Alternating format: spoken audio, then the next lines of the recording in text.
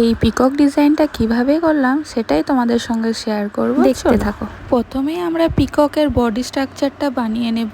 তারপর পিককটাকে আরও সুন্দর করে তোলার জন্য তার মাথার উপরে আমি এই ডিজাইনটা অ্যাড করেছি। তারপর মেন কাজ চক্ষুদান।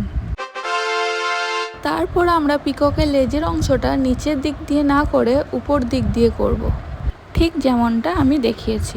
এরপর আমরা লাইনটির উপরে ক্যালাপস করে নেব। ক্যালাপস করা হয়ে গেলে আমরা লেজের ভিতরে নেগেটিভ ফিলিং করছি। তোমরা এখানে নেগেটিভ ফিলিংয়ে যে কোনো ফিলিং করতেই পারো। এরপরে আমরা বডিটাকে ডার্ক করে নিয়ে পাখনার অংশটাকে এভাবে লাইন টেনে করে নেব।